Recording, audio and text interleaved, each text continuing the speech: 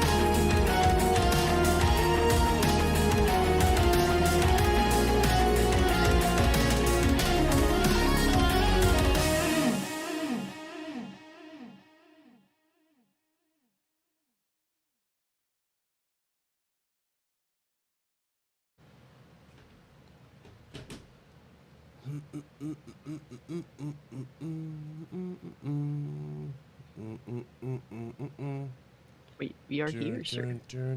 Oh yeah, we here. So as you guys can see on the screen, you know, you don't see Red Hood on the screen, but you see Cassie and his and what should be his spot. Rican. Oh man, we're doing that. Don't say it like that. Don't do this. It's red cage 20. There you go. Yeah, I should have told her to wear like her hoodie or whatever. No, wear the hat just like him. You know what I'm saying? That way it would have been perfect. You know what I mean? We're like a little Spider-Man. Your replacement Puerto Rican. Yeah, there you go. Yeah. Red Hood changed genders for this episode. Now, yes. But anyway, Red Hood will be here in a few minutes. But as you clearly can see, you know, it's not Red Hood beside me. It's Cassie with me up. Red Cage. There you go, Red Cage. Hey, you know what? I'm gonna use that. There you go. Cageaholics, the Red Cage. What's going on? Hey, Cageaholics. I like that. Everything's good, man. Made it to another Friday. That's always something to celebrate, man. Good Friday for those who, you know, who believe and whatnot. So hope everyone's gonna have a good weekend and whatnot. Oh, if it be a specific weekend for you or just a casual one. It's been a hilarious I guess 2 weeks, in a sense, yeah. A lot of weird stuff, man. I mean, I mean, granted, I already knew it was gonna come at this, but I remember you got attacked not too long ago in regards to certain takes on things, and well, we're here, and things have come full circle, and you know, I've said it on this podcast with whether it be different guests or just the panel itself, and well, here we are. So it's going to be interesting. Like I said on Twitter, it's going to be an interesting podcast. That's for damn sure. A lot to go over. And let's just get into it, man. Shout out to everybody in the chat. What's up? Hope y'all doing well. And yeah, that's true, Sean. When is it not ever weird? That is true. That is a good point. Some weirder than most, man. Some weirder than most. Some are weirder than most. It's one of those things. It's one of those things where it's like, if you're one of the people in the community that takes a stand, that puts the, you know, your flagpole down, you're gonna get attacked. You're gonna get attacked. It is what it is. I've accepted that. To me, it's nothing. To some people, taking shots is whatever. I don't care. It's fine. Yeah, it's what it is at this point. After what I've seen today, Gas is having a field day. Listen, y'all think me being quiet on anything is bad? Just look at Gas. If Gas is talking and he's like blowing stuff out of proportion, you know it's bad, and you know you goofed up. And I'm like, yep, y'all did this to yourselves. But anyway, we'll get into that. What's up, Corey? What up? What's good? What is good? So, Cass, I mean, what topic do we tackle first? I mean, there's so much that's happened in these 2 weeks, bro. let's be slow about it, because we got to get, Red Hood, or I don't know, we call him. I don't know. You're Cage Hood. We gotta trade. We gotta change names now. Cage Hood. All right, so Cage Hood. How do we go about this? There you go. Cage Hood. There you go. So you said might as well talk about. Might as well, yeah. I mean, let's not, save the best for last, obviously. Okay. I got you. Everybody, go ahead, hit the like button. Go ahead, share. We appreciate y'all. Yeah, Thank y'all definitely. for coming through. I mean, if you want to talk about Game Pass numbers, I mean, that's always interesting. Oh, what? That is higher on the PC than it is in the Xbox? That surprised me. The numbers. I am a PC Game Pass only subscriber. I only paid $10. Why would you choose to pay more money? It's only $10 fucking for Game Pass on PC.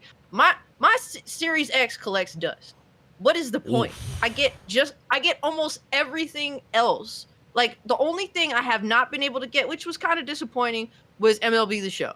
There's no PC version of that game. But other than that, I've gotten everything else. Every single thing else. So why not? It's $10 as opposed to $15. To me, that's a damn good bargain. Hey, Thanos, I'm going to use that from this point forward. He said Red Hood got demoted to Robin again. I'm using that. Yeah. I'm using that. Nah, I'm still in that. That's true. That's good. He should be on his way here. He should be on his way. But yeah, $10. Mo lost my Series X. $10. What up, Mo? But $10. If the only reason I will keep my Series X though is for the backwards compat games. I can't get a lot of those 360 games or OG Xbox games on PC unless I emulate. And emulation is cool, but I did buy them on the Series X, so that's the big reason why I will keep my Series X personally. And it's a pretty good 4K Blu-ray player. I'm not gonna lie. You still kind of need an OG Xbox though to use one of those particular emulators. You know what I'm talking about? It's like that one where it asks for the serial number of your Xbox to log in. Yeah, you still kind of need one of those things, but I don't know. I haven't really tested a whole bunch of emulation for Xbox. It's one. I forgot what it's called. It asks for for your damn serial number for your Xbox. But you got so many options for it. But yeah, the numbers are out. It's higher on PC than it is on the Xbox. I mean, as you clearly can see by both our expressions, and Red Hood's would be no different. None of us are surprised by this whatsoever, and we're not even like, oh my god. You have to figure there's way more PCs out there, man. There's just basic crunching numbers. It's not surprising because once again, it's a better deal if you're just on PC Game Pass, and there's just way more PCs out there. Oh yeah, for sure. But I know a lot of people were kind of looking at it like, well, would it go up when the games start dropping? I mean, yeah, sure. Everything's eventually going to go up when games do drop on here. Is Redfall going to be the game? I kind of doubt Redfall is going to be a good or big subscription boost number pusher. I don't really see that being it. Starfield definitely will probably be the one, but Hellblade 2 is another. I don't really see really crazy moving the needle, but I'm not excited for that game. Nah, you hater. You're a hater. Hellblade 1 I played the original one and I was severely bored. I've come out and said I feel like Hellblade started the whole let's just throw in a bunch of puzzles and disrupt the gameplay momentum every chance we get sort of formula for gaming nowadays. Oh man, here we go. So there was that. Pretty cool. And everything else, I mean, we'll just have to wait and see. Was there like a Xbox showcase that wasn't that missed something like that? ID Xbox, some people were talking about. Was it some where they showed off? They showed off faces. That was like one game or something like that they were showing off, supposedly. That was like a few weeks ago, right? Was there an Xbox showcase? It wasn't necessarily an Xbox showcase. Or Xbox something. It was Xbox like indie thing, right? I don't know. I don't even know what the hell. Honestly, I didn't even know myself. Normally, I do try to keep up with things. I do look at news articles every day, and the fact that I didn't see anything. April's ID at Xbox Showcase. That's what it was. So they showed. It featured 11 games from indie developers, including games hit Vampire Survivors, Coffee Talk Episode 2, and more. Okay. Oh, okay. Cassette Beast was shown, Closer the Distance. Coffee Talk, like I just said, The Explorator, Homestead Arcana. I have a love-hate relationship with Coffee Talk. I like little games like that, but you could tell it appeals to like Gen Z dorks that are into that kind of art stuff. Yeah, I'm looking at it right now. So yeah, okay, looking event is just strictly for indie games. Yes. Okay, so they're definitely branching out. They're showing stuff. That's good. Yo, why is it that Xbox is starting to feel like early PS4? Remember when it was all about them indies indie games, pushing that vibe, bro? I'm getting that kind of vibe. I mean, they kind of ain't got no choice though. There ain't really much they got on the horizon right now. Yeah, they announced stuff. They announced stuff, but we don't have. They have a lineup. Yeah, they do have a lineup. You know, they're coming. It's one of those things where Xbox has been a disaster to me personally, as someone that invests my money into the Xbox brand because I buy everything. Usually, it has been a disaster for many years. This is the most together I've seen Xbox since like 360. They actually have a relatively consistent lineup of games thus far that, you know, some of them either I'm like, I'll give it a try, or some are like, okay, I actually do want to play this.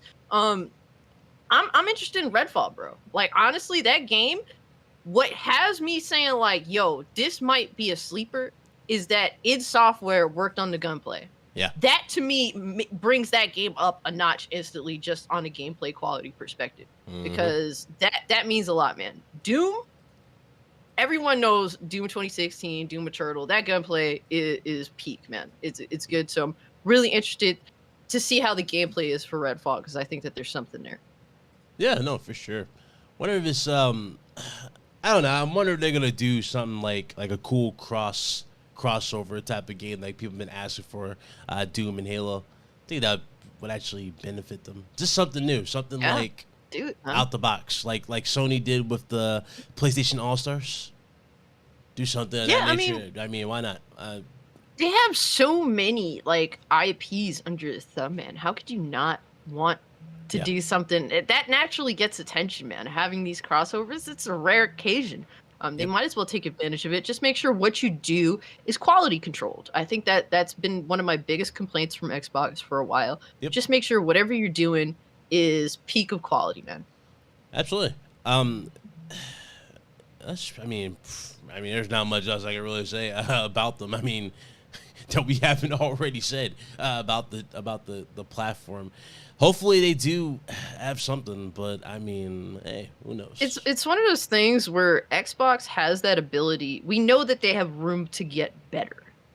That's what excites me. They have the potential because they have so much stuff under their belt, but they don't use it properly. It's one of those things where they have the hottest gun on the block, but yo, their draw game is trash. Like their aim is off. Like that's kind of how Xbox has been. It's like, bro, you got the best gun on the block and you can't use it. So I'm waiting to see, man, like with them starting to get their shit together, they have so much potential. And that's what excites me about Xbox in general, even though I do have, I have my concerns. But the fact that they have not peaked yet is what interests me the most. Oh man, looks like I activated my trap card. Defusion. There's Red Hood. There's Red Hood. Yeah, I had to fight an old lady with a stick to actually Okay, Peter. In here. Okay, Peter. Okay. Oh my Don't make me go out here. Don't make me go old goblin. ladies in the highway, bro. What can I say? I had to fight them off to get here. Yeah, everybody demoted you to Robin. Thank Thanos for that. He's like, oh shit, Red Hood's been demoted to Robin. Word. They did be dirty like that. No, absolutely not. I definitely had to fight them off, but it was okay. How did you say that happened? I must go. Something. Like William Dafoe, Spider-Man.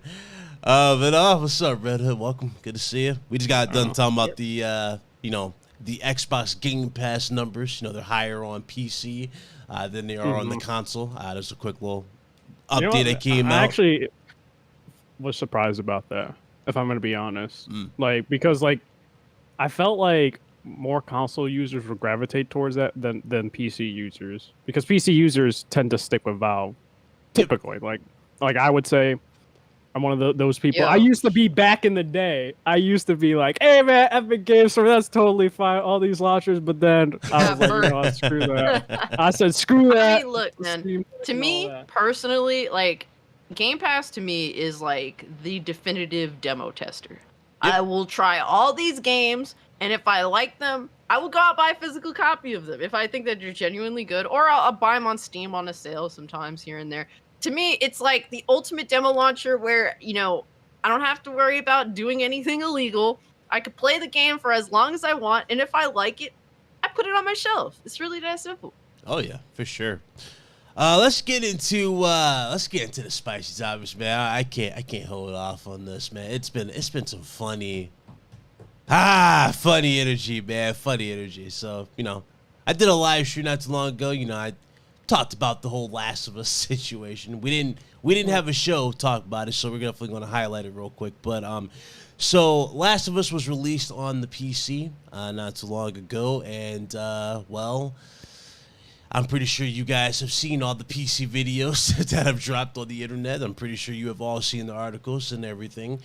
The game was not optimized for PC. Now, granted, there's been a big patch that's been released, today, I think that it was? Oh, yeah, dude, it was 14 2 patches, gigs. right? Yeah, 14 Well, there patch. was hot fixes, but those weren't really patches. Today was an actual, like, legit patch, which was 14 gigabytes. Yep. So, that was, you know, the issue. The game launched. It was not optimized for PC whatsoever.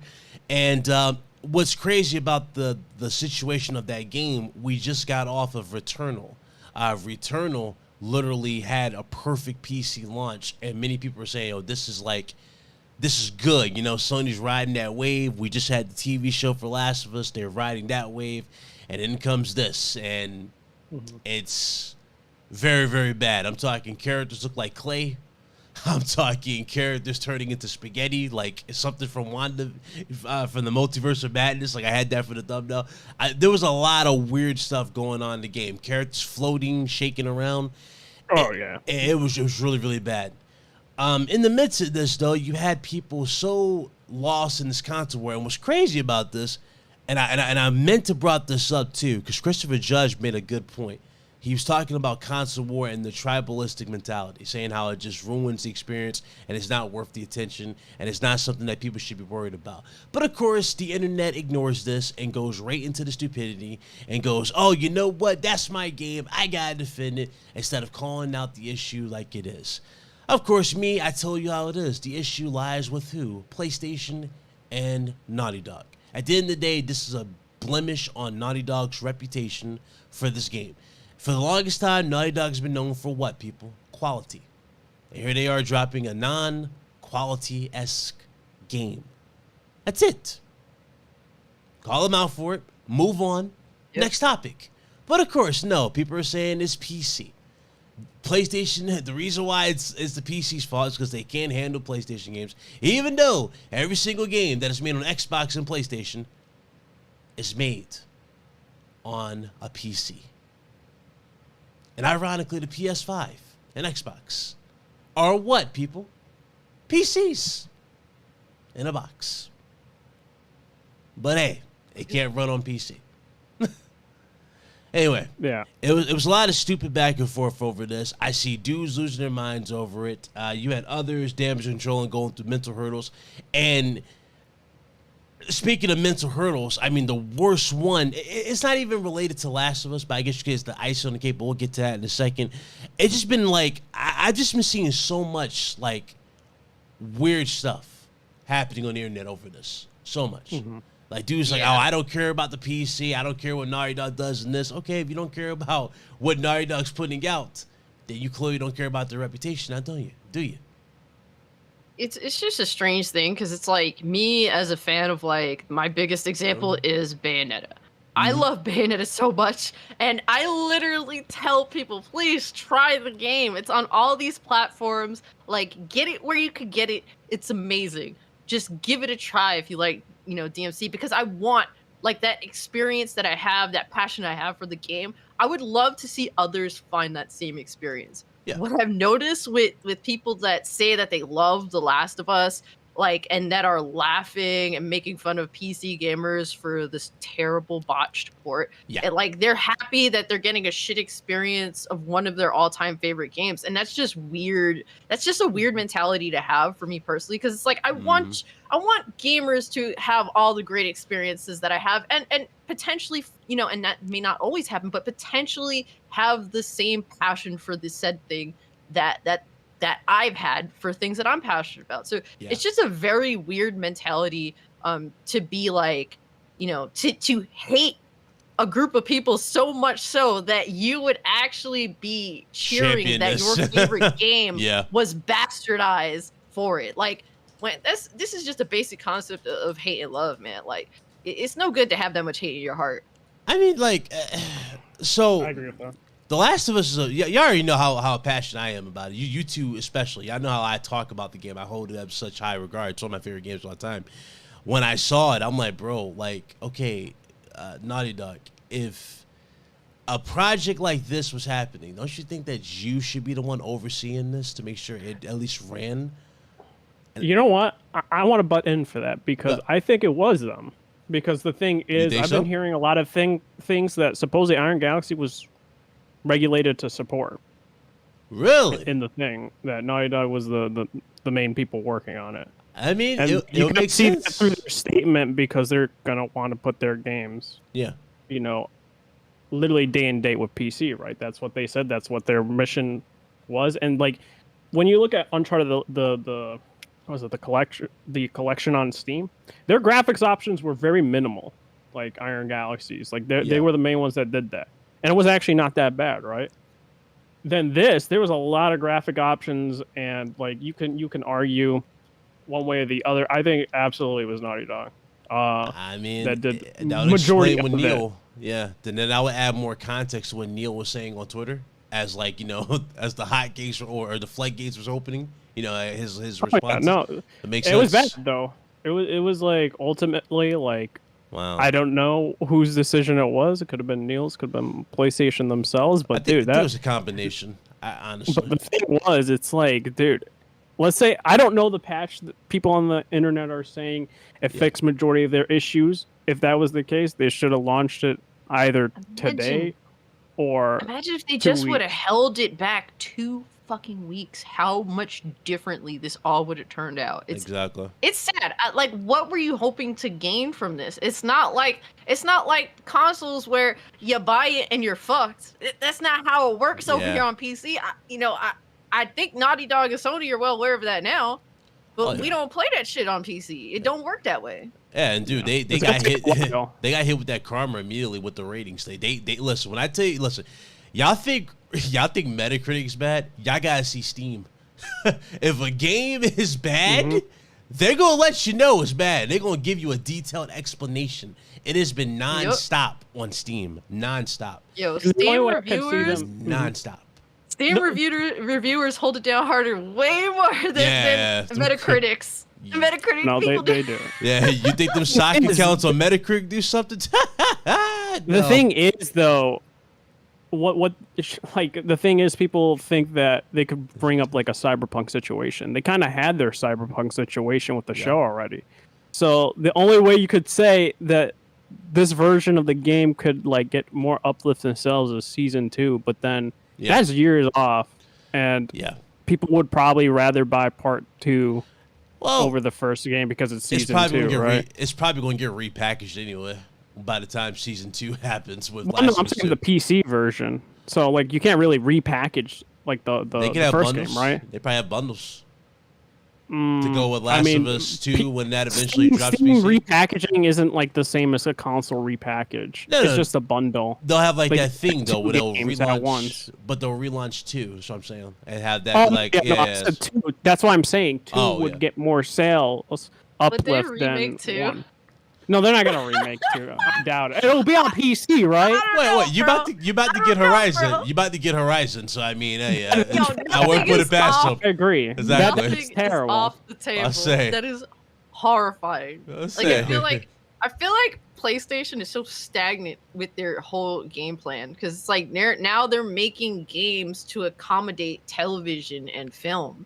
This is not what people go to PlayStation for. You know, I thought it was cute when back on PS4 gen when they had that little TV show with the people with the powers. Oh, dude. Like, I thought that was cute. It was stupid, but it didn't interfere with anything that they had going on. Yeah, it was an afterthought. They didn't make the show to have video games accommodate a show. It was simply its own thing that they were trying for fun that was not hindering anything gaming wise. Now they're just saying we're going to make games and design our gaming plan behind pushing television and film. That is horrifying to me because Sony for last gen was the ones pushing the industry forward. They were the ones that when all these third parties was doing like cross-gen games, Sony said, fuck that. We're doing next gen games. And I praised and loved them for that. That was why I was so into them, PS4 gen. And now they just lost me. They've lost the plot in my personal opinion. I do not like the PS5 version of Sony. They've been really dropping the ball. And it makes me, it's one of those things where I'm kind of excited for Xbox because they've been in the shitter for so long and they're starting to crawl out. Whereas PlayStation kind of has peaked with last gen. And now they're falling for me, and personally, in my opinion. Yeah, no, I don't. I was gonna say they're going that route because like you're seeing a lot of games now get more sales, right? Like, let's say like Arcane, right? That was one of the games where a lot of people went to League of Legends after Arcane. Castlevania, I can't really say about that one. I would say that was like the first like good game show, right? I think I'm not the only one here. Most of us with the uplift in sales, like you're gonna see a lot more in Cyberpunk with Edge Runners, right? And Ghost of Tsushima, that's probably gonna happen too with Chad. Like when you have a good, I guess, show or movie, you'll get an uplift in sales. That's usually how it goes. That's what, man. I think I'm not the only one here that says gaming is the ultimate form of entertainment. I see that wholeheartedly. And I'm a fan of film. Oh, yeah, no, I'm a fan of some television. But to me, gaming is the ultimate form of entertainment. But the ultimate form of entertainment is pushing the inferior forms of the lesser forms of entertainment. And that blows my mind. It's like, it's hard for me to wrap my mind around it. I don't want it to be the case. It's like what we're seeing when we had that conversation before. Like, we're seeing remakes of old films that we don't want to see remakes of that shouldn't be touched. It's the same thing we're seeing with Sony right now. It's like, oh, okay, that one's established. Bring that back. It's like, no, go for it. And the feedback is there for what people want. People have said this. You already know this. The feedback's there for what people want. People want the Resistance. They want the SOCOMs. Some people talking MAG.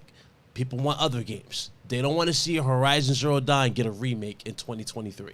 No, I agree with that. Like I was saying, like Bungie too kind of falls in line with that mission statement. They want to have shows. They want to have movies. They want to have everything for their own brand as well, for Destiny, for all that. So that kind of goes in lines with what they want to do as well. So it's like it makes sense in a business standpoint, but as a gamer, it sucks, right?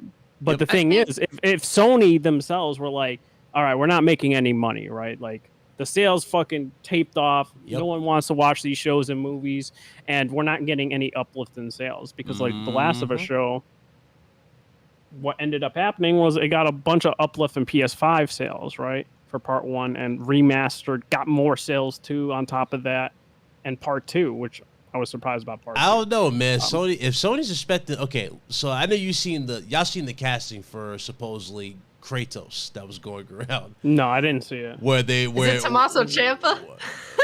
Nah, it was Batista. That was the thing that was mentioned before, if I remember correctly. It was going around that Batista was considered. Are you sure about that? I see Kratos. him more like Marcus Phoenix than. I know, but that was going around. It wasn't confirmed, but it was going around that they were interested in having Batista play Kratos. Yeah, I don't. I was like, bro, listen, if y'all expecting some increased sales with Batista as Kratos, no. No, I don't see that. Well, some people think that Batista is a great great let's stop actor. this. Let's stop I this. don't believe that because I've actually seen legitimate film and not just Marvel movie after Marvel movie. I've watched like classical film. I've watched black and white film. Like I know what good acting is. I've seen many decades of good acting. But there's some people that actually watch Guardians of the Galaxy and think that Batista is a profound fucking actor. Yeah. He had one standout scene out of how many Marvel films, Red Hood? Well, to be fair, I don't even count his Marvel films. But I will say his standout moment for me wasn't a Marvel film. It was 007. No. It was Blade Runner 2049 for me. That was where I was like, okay, he actually has range. Like, people gotta go actually go see that. Honestly, better than the original Blade Runner. But going into that, like, I was like, okay, he has a decent potential. Personally, that seemed to me like he's a better actor to me than John Cena and The Rock. But that's also not saying much. But would I want him as Kratos? Absolutely not. How much did he have in that movie? Oh, it's very small. It's very small. Absolutely small. That's what I'm saying. I'm just saying with that small scene, it showed more range than any of the WWE wrestlers that went into acting. At least The Rock and Cena were willing to put themselves out there more than that because there's a recent movie that came out where Batista is apparently, from what I heard, he's one of the main dudes in the film. And from what I heard, his acting isn't very good. It's like a home invasion cabin movie. I don't go out of my way to watch a Batista film. I'm sorry. No one's doing that. Yeah. No. And the last Cena movie I've seen was what was it, 12 Rounds or The Marine? No, wait, I'm sorry, no, Fast and Furious. Bro, you're thinking way no, he was in like Fast and Furious. Yeah, Fast and Furious, yeah. And that was garbage. And he was not that good in that. Oh, speaking of that, some people say that any of these three are the greatest wrestling actors of all time. Y'all forget this baby right here, okay? They fucking live. Okay, ain't none of these wrestlers turned actors holding a candle to my boy Rod Piper. Let's just keep it at that. We going there. She went there. She went there. Yup. She went there. I would have like left this conversation if you just said Stone Cold with the Condemned. That's not that good either. I think his acting compared Stone to what we've been seeing, also don't have range either, though. That's the thing. He got more range than these dudes. No, bro. He's. You know he sounds the same. You know he sounds the same. I would say he's about the equivalent of John Cena. Yeah. And The Rock. But The Rock, the reason why he's so popular is because of like everyone likes him for whatever reason. That's about it. Yeah, they love him, but the dude thought he had so much star power that he was gonna launch the DC universe by himself with Black Adam. I mean, he made power plays. Yeah, I mean, like he also sabotaged other movies. He definitely did. I don't know what he thought that was gonna do. Oh, boy. Like, and people were calling him out, like Zachary Levi. So, I mean, it is what it is. Mm-hmm. They future endeavored him quick when they rebooted that joint. So, DC, what can you do? Speaking of, I guess the whole. Well, actually, I could go into that, but we might have to. I don't know. Unless y'all want to tackle that real quick. This was a big thing. I mean, we're all wrestling fans here, but WWE is sold to the company that's overseeing the UFC. UFC, yeah. I forgot what it's called. It starts with E. Endeavor? Endeavor. Yeah. Endeavor owns WWE. They formed an alliance. They actually legit had them. They're now part of it. The company is now worth damn near $22.9 billion or something like that. That's what they said. That's what both companies, right? Yeah, all together. Yeah, all together, they're worth that much now. So that's how much of a power play they have in terms of what they have here. What's up, John? I thought it was cool at first, because I was thinking, okay, maybe we'll have some cool looking belts. But then I looked at the UFC belts. I'm like, wait, them damn titles is ugly as damn main titles. So I don't know if that's going to do anything. I wanted to say this. It's very similar how Endeavor went with UFC, and it's also very similar what they're doing with WWE, right? When they UFC, they're like, hey, Dana White, you're still in charge. And then the same thing with WWE. We make the place. Vince. Vince is like probably like, listen, I'm gonna sell this to you, but I got to be the one in charge. And then like, all right, let's go. We want this company. So now he's probably in charge for a certain amount of years. I think he said like 2-3 years extension. So he's gonna be there for like 2-3 years, overseeing as CEO. So that's what happened there. But crazy. They did this after WrestleMania. WrestleMania, what was it, 39? This one was 39. Was really well received. They put this in the they're putting this in the top 5 WrestleManias. It was really, really well received. Even the goofy situation with Snoop Dogg doing the People's Elbow, which was hilarious. Again, they're putting this top tier. They're putting this up there. After the whole show happened, Vince took over creative. So for those of you that didn't know, he retired, but he came back, worked his way back from board of directors because he owns most of the shares at the time to sell. Now he's CEO, and now there's been this mass exodus going on with the company where Taylan is saying that they're leaving if he continues, and others saying they'll just ride out the contract and won't resign. And remember that conversation I had with y'all when I was talking about, Naughty Dog on the live stream? I was like, bro, if Jay White signs with WWE, Cody Rhodes is not going to see that belt. Well, Jay White got smart. He was like, dude, I ain't signing with this company after what he saw, and he went to AEW. So I thought, okay, interesting. I didn't think anything could be any worse, right? Then it got worse. We had the worst Raw in the history of Raws. We had the worst Raw show in the history of the company. And it was what was trending on Twitter had me laughing. Oh, it was pretty bad. I was shocked it was trending. Bad. It was bad. It was like, Fire Vince McMahon was trending. Then you had the low, ratings number people were showing around, lowest rating. It was really bad. When you mentioned that, it's like, supposedly reports are going out. Endeavor knows people's concerns, right? Yeah. And they're basically like, we don't care. So it's like, they just don't care. The company themselves don't care. And they're like, listen, because the thing was, right, I would assume that Vince's contract, they can't really do anything about it, right? They want the company, so they're going to have to ride it out. So after 2 or 3 years later, right, if the ratings are bad, of course they're going to replace them, right? Yeah. But like I said, they really aren't going to do anything about it. I mean, again, okay, so here's the thing. They can say they don't care and all that junk, but, I mean, granted, this is where it's going to get even more weird, too, because y'all already know, if y'all pay attention to the UFC, they don't really pay UFC fighters what you guys think they're going to make. They're not making what boxers make, professional boxers make. They're not making that at all. Mm-hmm. And the only way you're making crazy money in UFC is that you're a draw and that you have, like, everybody really engaged in your fights in terms of betting. That's why Conor McGregor, this dude don't have to fight anymore. This dude can go to UFC, make one fight, and make what half these dudes would take. Well, the thing is, because the UFC, they do it based off the draw, right? They're like, okay, you're already up there. Of course, we're going to pay you a lot of money. And let's say their fighter isn't nowhere near. Of course, they're going to make way more than they ever would, but it's not to the degree that their opponent, like let's say Conor, is making. So that's kind of what I also see is going to end up happening is when UFC fighters are either out of their prime, what's going to end up happening, this is what I think, they're going to go to WWE. Yep.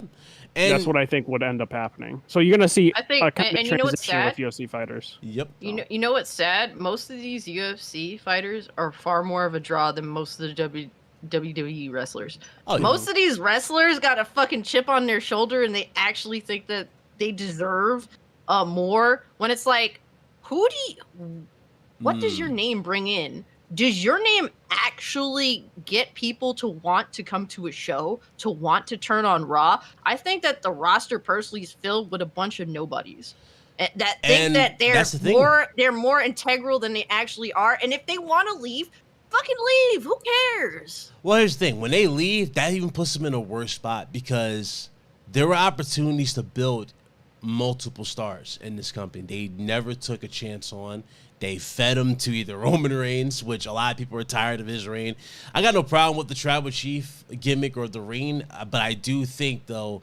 it's just out of hand, though. The dude is over, 1,000 days? It's kind of gotten out of hand now because, on some real... The way they built Roman, you would think, okay, if any time he's going to lose, it would be on a stage like WrestleMania, right?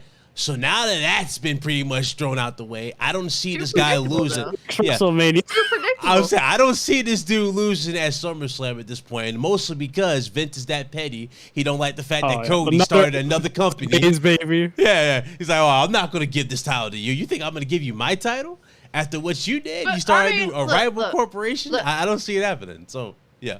You think it might be because of that, but like what you said is obviously it would make the most sense for Roman to lose it at Mania, and it's like, don't you think that's a little bit too obvious? So much so that maybe they wouldn't want to do that specifically because everyone would be expecting it. I mean, you could definitely go that route too. Yeah, you could, but then you go by. I've been a Roman. Listen, I've been a Roman Reigns hater for forever. Fuck that dude. Okay? Now, and I've been telling motherfuckers for the longest, this dude ain't it. And now the ones that have been standing there for this long, even now, they're sick of him. And you know what I say? Take him. You can have him forever. You've been standing this motherfucker forever when I've been saying he ain't shit. He still can't talk on the mic. I still want to, every time he holds the mic, I still want to vomit. Just having to listen to him fuck up. Wow, you know what? He's your champ. He's your tribal chief now. Deal with him for another year. Oh, God. I think the reason was everyone hated him, right? And they wanted him just to be a heel at that point. Yeah, so then they were like, they accepted it more when he became a heel, right? That's what I got from it. Like, I still don't like him personally, but... Like, yeah, his ring mic skills are pretty bad. That's why he has to rely on Paul Heyman. That's why Brock Lesnar had to also rely on Paul Heyman. Well, and Paul Lesnar, Brock Lesnar still can't talk on the mic either. To be fair, hold on. To be fair, everybody who listens to Brock Lesnar can't talk. Period. He's like this big brolic dude, and but he when got he this talks, weird voice. It just sounds terrible. It's like Mike Tyson. Dude, I remember he threw the ref. It was like in Vince's office, and he destroyed. He was sitting. He's like, "Stay down," and he went. And he went outside. He's like, "Stay down." And he went to the other. I'm like, yo. Then he started doing it. Then he did that. Remember that when he first started off? I was like, oh dude, my his God. voice was so Don't different. get me started. Like, Don't get me started when he had the voice crack. Don't get me started with the voice crack when he speared Brock. When he speared, what was it? Mark Henry through the damn barricade. He was like, ah! did not sound intimidating. I'm like, yo, all you heard was the squeaker, like the squeaking. I'm like, oh, bro, come on, dog. Let's not do this. Let's not do this, man. Like, yeah, it's like, it's one thing with Brock Lesnar, his voice specifically, and then it's another thing with Roman Reigns just not being able to talk without like stuttering. It's two totally different things. Oh, he don't stutter no more. He don't do that no more. But back then he did. Back then he did. I watched the promo. I know you're talking about. I watched the promo about like 2 months ago, where he actually did talk, and I'm like, bro, he's still stuttering. It's crazy. Must have been a house show. I ain't seen him stuttering in his promos. Oh no, I would have to look it up, but I was like, oh no. I ain't see that. Oh God. That's crazy, man. They had Seth Rollins come out doing the damn orchestras. Everybody singing the theme song. Did he leave? What do you think about Cody, though? You think Cody's regretting going back? Of course he is. Right? To be fair, he's getting a bigger paycheck, right? So he's not regretting that. Okay, he's getting a bigger paycheck. But guess what? Guess what, though?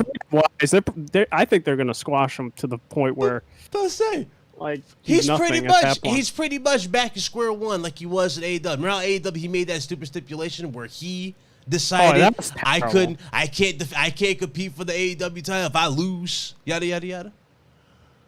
So I mean, he did that to himself. Now he's definitely back to square one, and it is what it is. I mean, am I feeling bad for him because of that? No, I don't even care at this point. You did it to yourself, and you're the only one to blame. Nobody told you to put these stupid stipulations up here. Now, as far as WWE is concerned, Even John will tell you in the chat, I don't see the man doing anything. I don't see it. When he does win the world title, I mean, if he does win it, okay, cool. But I don't see it. They tried to make y'all knew something was odd when they didn't even want to make it about him. They made it about his father. Keep that in mind. They didn't want to make it about Cody when he first joined WWE. They tried to make it all about his dad. That's how you knew the messaging was already off. It wasn't about his father. It was about Cody, breaking the curse. But, of course, Vince's like, nah, not on my watch, pal. Not on my watch. You're not going to win my title. And we saw that. So, anyway, that's WWE's situation. We're Cody is a glorified mid-carder. Let's move on.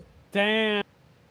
Yeah, Damn, honestly, don't do that. It hurts me to say it, but she's kind of right. He is a mid-carder.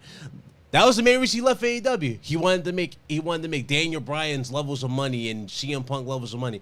Okay, here's the thing. CM Punk, Daniel Bryan, regardless if you like them or not, those guys are draws. They bring in attention. You don't bring in that type of attention that you think you do. You don't. Mm-hmm. And that's not me throwing shade at him. Just tell me how it is. So, moving on. That's Cody. So get to a topic that has the internet going absolutely bonanza over. And this is in regards to PlayStation. It's a new handheld. It's codenamed Q-Lite. I think that's what they called it. Q-Lite. Yep. So this handheld is not okay. So before everybody loses their mind and go, oh my God, we're gonna get dedicated games to this. It's gonna be its own dedicated thing. Just say it's another Logitech G. Exactly what it is. It's a G Cloud. Exactly what it is. I'm glad you thought about that. It's a Logitech G Cloud. Exactly what it is. It's like remote play, but an actual device for it. It's stupid. It's really, really dumb. Like, if we're gonna be honest, it's a waste of resources. Like, I'm not gonna say that there aren't going to be people that will buy it. That will buy it, right? But I feel like the market will dictate that a lot of people will not buy it. Yeah, and it's a waste of resources, a waste of money, and the backbone, right? You could put it on your freaking phone, a phone like this or any other device, and remote play. You could, like, there's no reason for that type of device, right? And it's like, if you want to play native hardware games on a device, right? Like, you got the Steam Deck. You could play the fucking PlayStation games there on a Steam Deck handheld. Hell, the Asus ROG Ally is probably coming out. You could play it on there too. So it's like, you can literally have any of these native devices to play future PlayStation games, as well as past PlayStation games, as well as a type of software that may or may not allow you to play PS2 games on said device. So there's no reason for this device at all. I ain't gonna lie, though. I gotta give Shuhei Yoshida props. He was kind of like, he foreshadowed it. Right? He was showing like God of War on the Steam Deck. He was showing all these games. Yeah, he was kind of foreshadowing it. He was kind of foreshadowing this. Corey's a big proponent of Steam Deck. Shu is a big guy for Steam Deck. I don't see them ever using this device if it ever comes out. Some people will say it may not come out. I don't think it's real. I think it's something they hypothetically theorized and brought it to the throw together theoretical floor and thought about it. This is not coming to fruition. No, it's not coming to fruition. I can see it. There's a good chance it comes to fruition because this was actually talked about long before we got PS5. It was that was going to have a companion device. I remember this. We covered this. It was going to be a companion device with PS5. So this is something that was already always on the pipeline. What is the point of it? With the way mobile is going, what is this device, this handheld device, is always going to be limited by the amount of PS5s in a wildlife. We already see this with PSVR 2, how that's going. Yep. That's not going too well. They're trying to say that this device, this handheld, is supposed to come out before the PS5 Pro at the end of next year. No fucking way. You're really there's more actual hardware in development for PlayStation apparently than there are announced exclusive games. Are you kidding me? I do not think this is real. I think that personally, I mean, I don't know what Insider Gaming, I know that Tom Henderson is a big deal. He does have a lot of insider knowledge. I feel like maybe they kind of made this seem a little bit extra than it is. I think that this is, you know, designed and thought of, but I do not think that this is in production or going to go into production. It just doesn't make any sense. I feel as though the best thing that will come of this, and this is my theory, is that they're just going to have a backbone device that is, you know, far superior to the current backbone device, that is actually shaped like a DualSense controller, and it'll probably have more features on it, all the bells and whistles, and it'll be super expensive for no fucking reason. And they're going to push mobile gaming. Well, that connects to your PS5. I think that that's the best way to go. Well, judging from this, I mean, again, we go back to that last, what was it, like briefing type of conference that they had where they talked about PlayStation beyond the console. Remember how they said PC, mobile, and console, and PlayStation's kind of the ecosystem. So it goes back into that. Now it is weird that when you read this, I mean, it's saying haptic, you know, trigger support, which is expected at this point, right? 1080p screen, 60 FPS, blah, blah, blah. Requiring constant internet access for remote play. It is not streaming games from the cloud. It's streaming directly from your console, and it may release before. But again, I thought we kind of learned this lesson already. Streaming games is just not it for Sony. It's not it. They're not going to stop. That is the future. It's not it for games right now. It makes me want to vomit and full speed throw myself out of a window to say that. But cloud gaming, sadly, is the future. And like I've said many times before, once that is the normalized, accepted reality of gaming, I'm a retro gamer. So it is disgusting for me to have to say that, but they're not going to stop going after this. We just have I will to learn. say this. I think native hardware will still be a thing via the PC market. Yeah. That's what I think. Because, dude, that's like what these AMD, NVIDIA...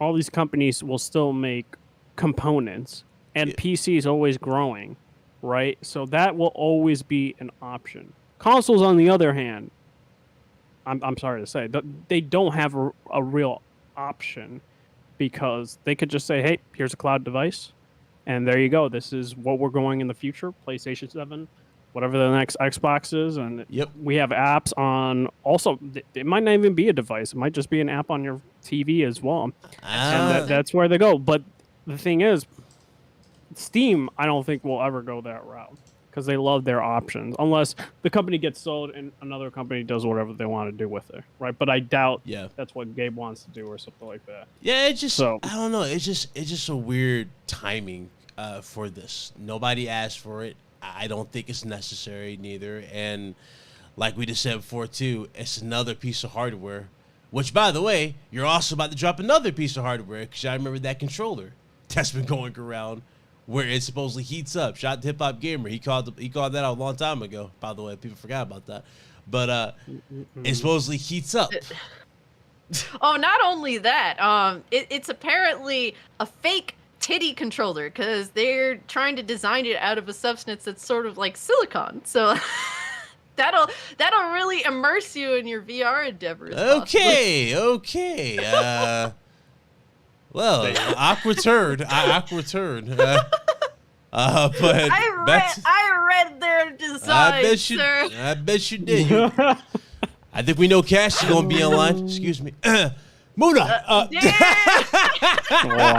here we go. This podcast turning a this podcast turn right here. We did a hard left turn. All right, Muna. I'm very happy with my flat chest, sir. I will keep it as it.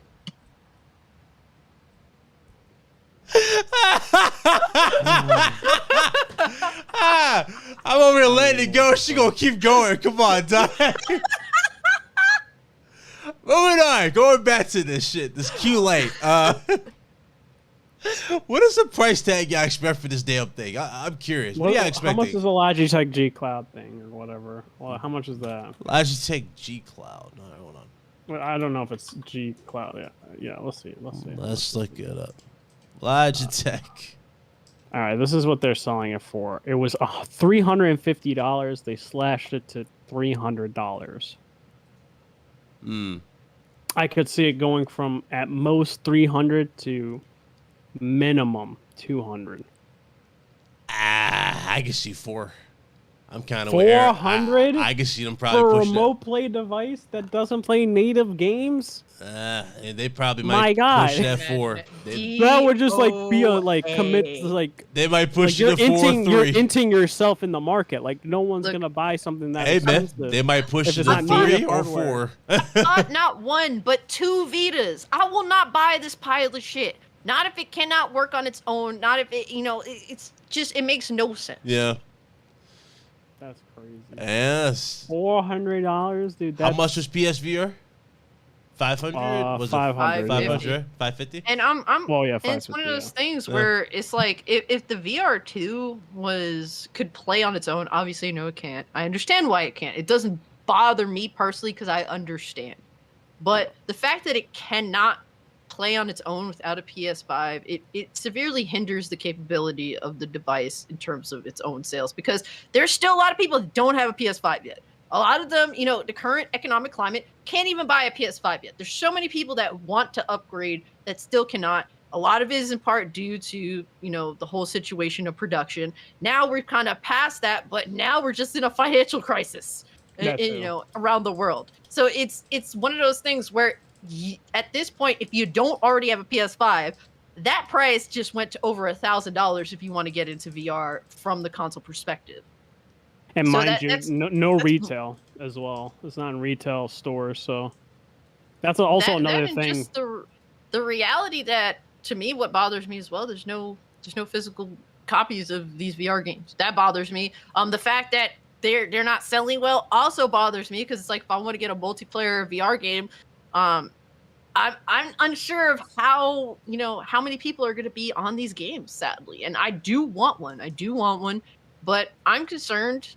And just the fact that I've never tried a VR device before, and I have like light sensitivity issues, that also bothers me as well. There's a lot going against VR2, and this device, this handheld device that doesn't operate on its own, doesn't have its own specific reason to exist aside from being a partner piece for a PS5, that is very concerning in its own right. I just do not think there's any way for this device to survive. I think it would be DOA. I think Sony really needs to chill back on the hardware, especially in the current economic crisis that we're in, and just focus on getting the software out there. Like, people are waiting for software. It's been a very, very lackluster year thus far for PlayStation. We just want to play good games that are worth the price points that you're putting them at. How do you go market this? Because there's no way you're going to be on a plane and your PS5 is going to be in rest mode at home. You're going to be connected to this. Unless they did something crazy to the servers, which they didn't, to accommodate this crazy experience. I don't see a big benefit of it. It just makes no sense, because it's like you took a Vita feature and are making it its own hardware piece. This was cute when it was just simply a feature on Vita. Yeah. It was something that you could do for fun. It wasn't the entire premise of the Vita. You're saying that you're taking this minuscule feature of the Vita and you're making it its own hardware piece and its own draw. It's DOA. There's nothing that's positive about this device. It is just simply for, I don't know, people that will just buy anything PlayStation. I guess Blaze. But other than that, I don't see. No. We're not slandering Blaze I don't think Blaze will buy it. I don't think Blaze will buy it. I will say I don't think he'll buy it, but he'll definitely buy the Asus ROG Ally. Yeah. Over this device. I don't see him buying. I already see this man. I put the eye emoji on that. Like when it comes out, Asus TAC's gonna be up the wazoo. He'll buy that one. This shit don't even got no RGB. This, I guarantee this shit ain't gonna have you know no what's RGB. funny? The Asus Ally has some RGB like around the. I'm talking about this though. This handheld ain't gonna. Oh yeah, have no, RGB. that's not gonna have no RGB. It's gonna be plain as hell. So hey, it is what it is. So, I wonder if you compare your DualSense with it. You don't have to use the controller. I know Donald's saying, feel like this rumor is just smoke and mirrors for when Sony drops the show. I mean, it's a patent, so it's not really smoke and mirrors. It's Tom Henderson. Tom Henderson usually gets it pretty right. But like I said, it could just be a patent and it never comes into fruition. That's what I think it is. Yeah. I think that they're just not giving us that distinct. Like, I think they might be just making it more seem like, oh yeah, this is definitely going to go into production sort of deal, like leading it off in that sort of way to get more people to be interested in what's going on. That would make sense, that's right? what I was They'll see what people are saying, and then like, oh, no one wants it. All right, we're not gonna do that. But I feel like stuff like PS5 Pro absolutely is probably happening. Everybody's saying Sony's Apple now. I mean, personally, I feel like everything I'm seeing here, it just feels like Sony's attempt to see what the Switch is doing. Remember how the Switch was all, you had best of both worlds. You can go to portable, then on the go. Obviously, now they got that standalone where you don't have that option. You don't have to do that option. But it feels like they're just trying to capture bits of that. That's what it feels like. Have the option. I don't know. Sony just needs to lay off of gimmicks. None of their gimmicks have ever really been like good. It's even Nintendo, who is like the king of gimmicks. They've had some catastrophic failures. I'm not going to sit here and say. Oh, don't get me started. They've had some catastrophic failures, but they're at least when they do gimmicks, there's a chance of them actually like being Wii, legitimate. Switch. Yeah. The Sony's thing was, just I never been good with gimmicks. When it comes to Nintendo, though, even when they do a traditional console, right, GameCube, right, that shit basically flopped, right? Like most powerful console, and that shit flopped. Like a lot of people love the GameCube, Great but system. it just did not do so well for them, and they have to rely on gimmicks. If not, I think they would not survive. And they're far better at it than the competition when it comes to just throwing something just completely new out there and seeing if it catches on. They're so much better at it than Sony. Sony just needs to stick to just doing what they do. Stop with the whole gimmick stuff. You're not good at it. You've never been good at it. Yeah, I heard. It's just, I don't know. It's a weird thing. Let's see here. What else is going on here? We talked about the controller situation. Moving on from that. God of War has New Game Plus finally. I think it's too little, too late. That's my hot take. The reason I say that is you got games like, shout out to Insomniac, right? Spider-Man. Both Spider-Man games, both Ratchet and Clank games, had their version of New Game Plus at launch, right? Horizon and God of War take 4 or 5 months to put out a New Game Plus mode. And granted, like they added armor. What are the details? They What are added the armor. details of New Game Plus? So you They get added armor, new armor, and new level the cap. bosses are a bit more difficult. I don't know if like the animations are different. They're adding moves. Here's the key thing. Do you start off with all your shit from the jump? Yes, I think so. Okay, that's great. I And think then that's you can awesome. you can finally skip cutscenes, black and white render mode, tougher in-game bosses with new moves. I just think it's too late for that, though. That's the thing. It's like if they had it day one, it would be like just better. But you have games like from Sony first party that have done that day one, like Insomniac, and I expect Spider-Man 2 That's why New Game Plus. That's why I put Insomniac in a league of their own, Reddit. That's why I said in that live stream. It's just like taking way too long. Like these New Game Pluses, hell, Resident Evil 4 Remake has New Game Plus and all that stuff from the jump. But it takes them way too long. Like I'm not going back to God of War Ragnarok. I'm sorry. Like I love Ragnarok, but there's no reason for me to go back to play it. No, I don't blame you. Right now. I don't blame you. I mean, we're all. And people are gonna probably like come at me for saying that, but I would have probably like replayed that if it was at launch. Oh yeah, for sure. Because they got new challenges for Niflheim.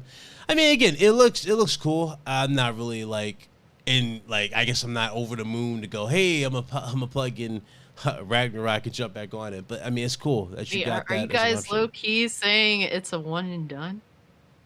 Why don't you start? Don't start this. Why don't you Here start? we go. Here we go. Let's start. Because my thing is like I'll for start. Spider-Man, right? I would say I played Spider-Man from jump, and then I played New Game Plus right afterwards. Yep. So it's like Non-stop. I'm able to do that. But then God of War, it just took way too late, right? Bro, For me. Spider-Man had me so fucking into it. Like, that's what I'm saying. Like Insomniac, I don't know what it is. Insomniac just, it has me. You know what I mean? They're just they're so good. Like I want to play. They got me hyped. You know what I mean? When they dropped all that DLC for Spider-Man, I bought all that. You know what I'm saying? I was all on it day one. Like there was, even when I took massive breaks from Spider-Man 2018, I went back because like, dude, I love this game like that. Like, you know what I mean? It's just, I don't know. There hasn't been much that's really put me in that mindset where I gotta go and jump back, you know what I mean? And take that jump back. There hasn't been that much motivation. Resident Evil 4 remake, by the way, got some weird news. Apparently there's microtransactions in the game. Yeah, I heard a lot of people aren't happy about that. It was for mercenaries, right? Or yep. no? I think it's for mercenaries. I heard it was up the wazoo. Like, it was pretty bad. Yeah, you can pay to get, like, the hand cannon or something like that. Yeah. Or the Wait, so hold on. Is it one of those things where you could still earn it by playing the game, putting in the time? Yeah. It's like time skip, essentially, I would assume, right? I wonder how bad that grind is. It depends on how bad the grind is. You know, I will say Capcom does this thing where they do add microtransactions to things that if you like that are really just for all those people that honestly just don't want to play the game, we don't know why you're here sort of deal. Like everyone made a big shit about DMC5 where it's like, oh yeah, you can get all these like crystal things. I forget what they call them real quick, but it's like you can get all this shit so fast. Like anybody who chooses to just throw their money away, just have money to throw away because it's so easy to just get all that shit on your own without spending a dime. So it depends. It's one of those things is how bad is this grind? That's what I'm curious about mostly. I mean, the worst, honestly, yeah, that's pretty bad. I mean, the worst at this was it has always been Ubisoft. Ubisoft's the worst at microtransactions. Like they make your life hell. Yeah. They will prolong your fucking game by 30 hours just to get you to buy a microtransaction. As soon as you fire up the game, they got these shiny little horses. Certain journalists said, "Hey man, it's fine." Yeah. I remember that. Y'all remember that shit for Odyssey? The shiny horses and all that shit, or the demonic horse. Like, hey guys, hey man, hey, $5. You get this and that. Check it out. I love Odyssey, but that game should have been done. It took me 90 hours to beat that game because I refused to give them a fucking dime. So I am looking at it more now, and they're really just. Dude, by the way, it's hella expensive, but it's like Resident Evil 4 weapon exclusive upgrade ticket. I think this is for single player, and I think Thanos was saying the same thing. Said don't pay attention to Cassie. She's a villain. 5x. $10. There's another one that's like $7. Weapon exclusive upgrade ticket X3. So it's like all of it is single player, from what I gather. Yep. So it's whatever. I mean, if it's just single player,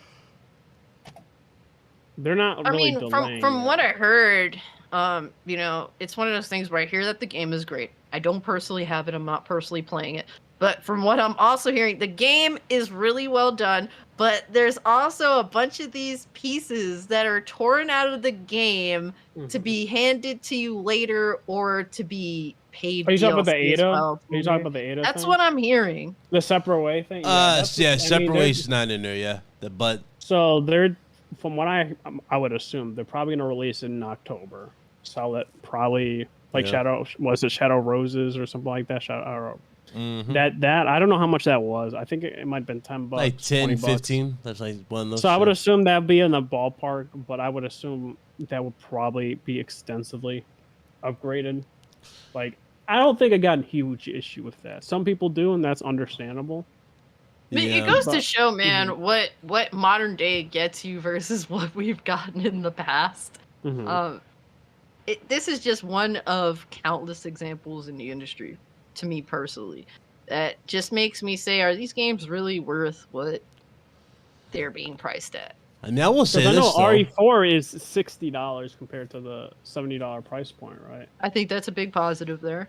So, like, I don't really have a huge issue with it because it depends on how extensive it is, right? It could be hour, 3 hours. I don't know, right? I mean, compared to I just gotta wait and see. Compared to part 3, this is a substantial upgrade, so it's worth every penny. Just off of that, it's worth everything. Well, I mean, everyone can come to the conclusion that RE3 wasn't worth its price at all. No, yeah, no. I don't That think so. bullshit ass multiplayer, like that. Honestly, they got hit with backlash for that. Well, the thing was, Deservingly they were so. also supposed to, they were working on RE4, like originally, that same studio. And then with, I guess, the reception from fans, they were like, we're going to take you out and we're going to get the RE2 team to work on RE4 remake. And that's how it went. And I think that was probably the right decision to make. Yeah. And do it in-house. So, I mean, what else do they have? I mean, shit. I mean, there was some other craziness that was going on in between this, though. So I don't know if y'all know the actress of Ada in this one. It's not the same. It's not the same actress from the original. I know that's a different actress, but it's a newcomer. Name's I think it's Lily GOW. There's her name. Basically, a lot of people are coming at her saying that her portrayal of Ada is wrong. They hate it. You know, they were just attacking over it. It got to the point where she literally deleted all her Resident Evil 4 posts on Instagram, and it's pretty much been silent since. Now, Big Mom, let me give you a hot take. You're gonna hate me for this. Okay. I already told people I don't like the original Resident Evil 4 game. You don't like the original? I don't. Yeah, I didn't like the original Resident Evil 4. I think it's a great game, but not a good Resident Evil game. Yeah. I don't think the voice acting in Resident Evil 4 is that good. The original Resident Evil 4. So I had no thoughts on the new one versus the old one. I also compare the situation with Final Fantasy VII. When it comes to Advent Children to FF7 Remake, and a lot of the core fans that tend to gravitate and hate like the new Cloud actor or the new Sephiroth actor and all that, right? Yeah. I don't pay them no mind because I actually think the new cast is better than the old cast. I will say, I don't think her performance was terrible, nor do I think it was great. She wasn't given that much lines. I will say I need to see that separate, that expansion the separate way or whatever, and give an actual opinion because how many lines does she have? 10 lines or something like that. Yeah. In the whole entire game. So I got no everything. real. Yeah. So I got no inclination. I think it was okay. Yeah. I didn't hate it. You know I didn't when love when it. I heard her voice acting, you know what I thought of? What?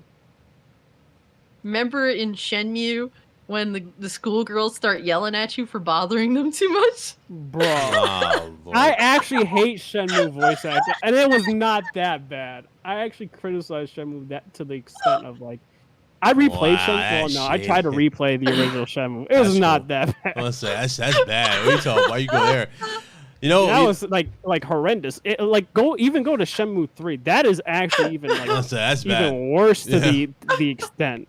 That game also is terrible. I'm sorry, Shenmue fans. I feel for you. that game also is terrible. No, she was the mocap for what? It's not even mocap, but the facial animations for Shenmue 3, that was PS4, right? Yep. And I got criticized for hating on it when I reacted to it back in the day. All right, it's a hot take. Let's be real now. There's a very tiny community that really. But they hated it. The sales prove it. Y'all don't really fuck with Shenmue like that. Here's the funny hot take I was gonna bring up about the whole situation. I was gonna say, so they're hating on Lily for her portrayal of Ada, but I'm like, what's just worse, her portrayal of Ada or Homegirl for Spoken? No, I you know what's funny? the It's thing it wasn't is- good either, but I mean, I don't. I think there's a difference to be had though, because it's with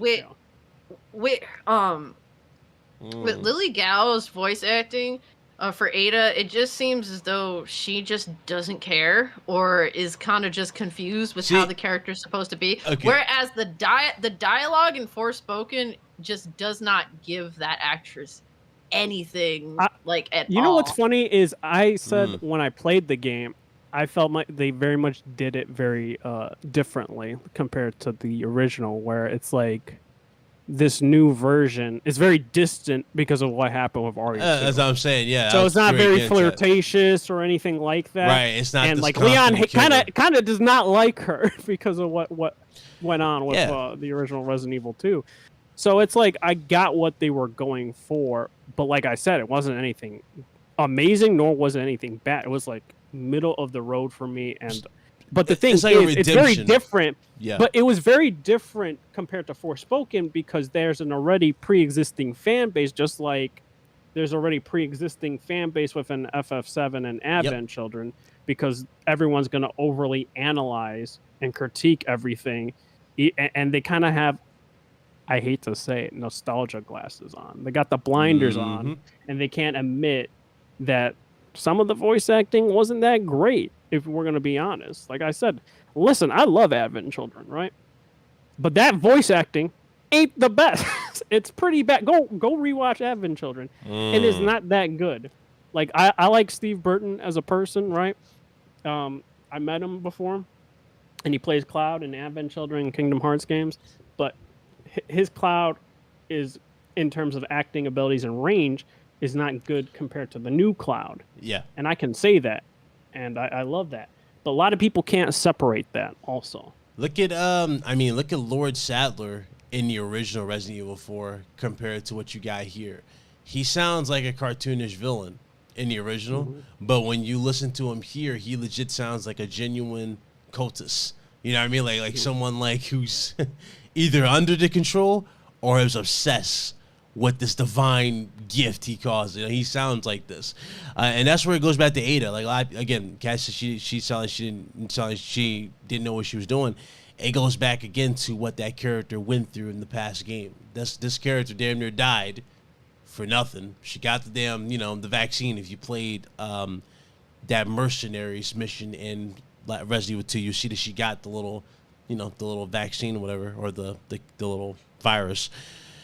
And, I don't want to spoil the end, but, certain reveals, Red Hood, what I'm talking about. I mean, yeah. I already told you, dude. Yeah. Like, I'm not going to go into spoilers, but just say I'm right. Yeah. Just say I was right about where they're headed. Yeah, and, Code Veronica. call it a day. Code Veronica. Yeah, It's going down. Shut up, It's going bro. down, dog. It's going Shut down. up, bro. It's going down, Listen, yeah. everybody who has played that game knows the next game that they're going to remake, but it won't be for a while, though. Yeah. And, I mean, like I said, what they RE9 is did, going to come out before this new remake is going to come out. yeah. That's all. For what they did with this, though, plan. for the ending of Resident Evil 4 remake, I can definitely say I'm okay with Resident Evil 5 remake, especially with the direction that they're doing. They're redeeming characters, fixing characters that we didn't like what they did with the original plot. So I like what they're doing here. It makes sense. It's more relatable, and it's cool in a sense. So it is going to be cool to see the new AI with Shiva, with Resident Evil 5. Get rid of the stupid stuff like him punching boulders. It's like, come on, that's not. I don't want to see that. I don't ever want to see that. I think they're again. gonna have to because of the timeline, right? Because remember, Village said, about Chris, right? I forgot who it was. I forgot his name, but he's the second last boss. Yep. And it's like, oh, you and Chris, blah blah blah, the guy who punches boulders. So it's like they're gonna do it. I think it's not gonna be as big or something like that, but like. It's going to be a smaller rock or something. And oh, God.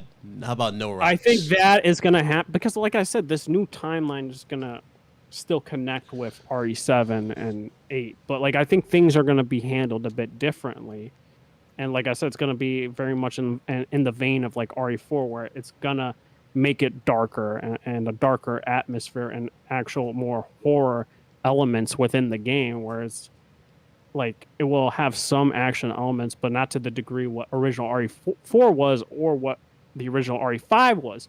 But I can see what's happening is, like I mentioned, RE5 remake going to happen. RE6 is going to just be a full-blown reboot. I feel what's going to happen. But I think they might go into RE1 afterwards, remake that, which is you could say, hey man, it's a remake of a remake. But it's going to be in the same remake, but it's going to be in the same control scheme, and not like fixed camera controls. So like you can just say, "Hey man, it's justified." You're not having fixed camera angles and all that compared to the original remake. So I'm fine with that. and then maybe, and I say maybe Code Veronica after that. Okay. But that's what I kind of see what is going to end up happening with that. All right. And the last topic I got for you guys tonight goes back to PlayStation here. Jim Ryan. Oh boy, Jim Ryan. Ryan. Jim Ryan has brought some weird reactions, man. I've seen. I ain't gonna name the name. Wow, I kind of do want to name one particular one. MBG. Shout out to MBG. MBG's going through it. Like, he's going through hell right now over this whole thing. Especially when I'm about to read you guys. But MBG, man, this man's having a hell of a year, I guess, y'all. Have a hell of a year. But hey, he already jumped ship last gen, so I don't know. I wonder if he'll jump ship again by the end of this one. That's gonna be the funniest thing ever. But you know, to all the PlayStation dudes that was sitting going, hey, he changed, man. That dude's a good content creator. Well, no, dude, the dude's a businessman at the end of the day. I think like people realize that he's a businessman, and his statements were like, "Hey, man, they'll degrade the quality," right? Yeah. I think at this point they changed their verbiage, and they know it's going to go through. Yep. So this is their last-ditch effort to get one last concession. It's like our version of the game is gonna look bad, but it's like Sony. You know how many Call of Duty games have looked bad and good on your end? Oh yeah, no, and what I'm saying is they want one last concession. It's like they want a parity concession, and then they're gonna sign what's gonna end up happening, and they want that to be final because that's why they're not talking about them taking Call of Duty anymore. That's not their argument anymore. It seems like they're trying to do one last concession, even though it's not true. Yep. And just to get it finalized, so then they could just be like cover all their bases. Say, listen, remember that we signed this paper and it's worse. Hey man, we're bringing you guys to court. Yeah. That's what I think is going to go on. Do I agree with his statements? Hell no. It's a last ditch effort to get one last concession because this whole point, I think personally, was to get as much concessions as possible. Yeah. Which they did because originally their plan from Microsoft was 3 years, right? Mm-hmm. And if they signed it, it would have just been 3 years. Now it's 10 years. Now it's like getting all like the bells and whistles, and so I think it's literally that because at the end of the day, people want to say like, "Hey, so just sign the deal, Sony, at 3 years." And guess what? If Jim Ryan did that, people are like, "Thank you, Jim," and then they're gonna be like, "Hey, Jim," the investors are gonna be like, "Yeah, buddy, you gotta go, man. You're gonna get that boot real quick." I don't think they'll kick Jim. Yes, they would. Jim Ryan has made PlayStation more money than any executive. I don't think he's going to go. Big Cloud. If you're the CEO, and one of the investors to say, "Dude, we want as much concession as possible," you're like, "Okay," and then you sign a 3-year deal. Guess what I'm going to say? Yeah, we're voting to boot you out, bro. Oh my God. That's usually how it's gonna go. You petty. You want Jim Ryan. It's not being petty. You petty. The thing is, you're petty. You want Jim gone so bad. You want him gone so bad. Wait, how did that? I want personally as a gamer, I don't really care for Jim Ryan, but why would I bro? You want Jim at the end of the day, he's not for the gamers, right? But I could still. They don't care about that though. They don't care. I'm saying, they're all about one thing, and that's getting the money. They're it's all growth. salesmen. Yeah, they're trying to grow as much money as possible. Remember when I was telling you, Big Cloud, about PC gaming, and it's like the reason they're going this route, and even with Sean, if he was still there, investors still want their games on PC so that they can generate more revenue, that they can get more money. That's usually how it goes. And people were crying. Like, PlayStation fanboys were crying. Yep. And it's like, dude, the reason they're going that route is that they can get as much money as possible. And these are facts. These investors don't care. They want as much money as possible. That's really what it boils down to. So at the end of the day, with Jim Crane, if you look at all business dealings, at all these business deals, Fox and Disney, all this stuff also happens at the back end. It's just we're on Twitter. And we're in the gaming sphere, so to most people, this is brand new. But if you're in other things like movies and stuff like that, and seeing acquisitions like that, it happens all the time. Yeah. In other companies, the back and forths, the crying, No, the misleading, it happens everywhere. At the end of the day. I mean, all he's doing is rehashing stuff. That goes back to the conversation we had earlier. Most of the stuff we're just playing rehashes of what we got last gen. Yeah. I think that this whole thing with Jim Ryan coming out the way that he chose to really makes PlayStation look weak. Yeah. That was a really bad call. I don't know why they thought that it was a good idea to go that route. At least, I knew for a fact from the jump, but a lot of people didn't understand this, that both sides were going to play all of their cards to the end. But I didn't think that was going to mean like Jim Ryan, like putting all of the PlayStation as a brand under the bus in a weak manner such as this. I didn't think that was in the cards to play. I think that they should have definitely went out a little more gracefully than this. But you're right. I mean, if there's any concessions to get Red Hood, they will try to get them. Yeah.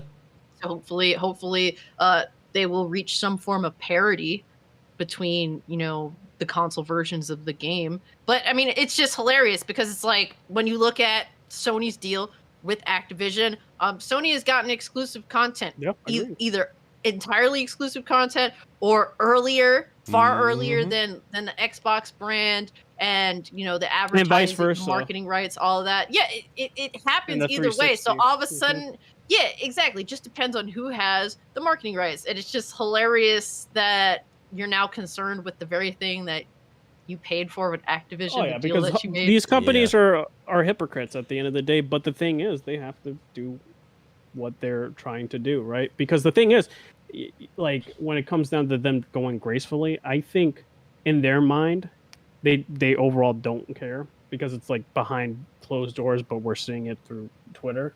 But also, I guarantee you that where their showcase comes up and that they'll announce all these games or something like that, if it's good, right? With Jeff Grubb saying it's PlayStation's second phase, right?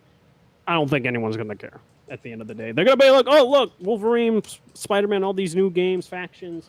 And then they're just going to be like, oh, yeah, this is great. Hey, factions better hit. That's all I got to say with the lack of multiplayer. So that's what I think. Like, in terms of public reception now, it's not great. But yeah, with their showcase, it's just going to go like water under the bridge. But the only people that'll care will probably be Xbox, like, fanboys. And, like, PlayStation fanboys will be like, well, I don't remember anymore. And it's going to be, it happens all the time. Like, $70 games going up on Xbox, like, no one talks about it either anymore. Starfield's coming out. Oh, shoot. Like, that stuff, like, they don't care. It's usually how it goes.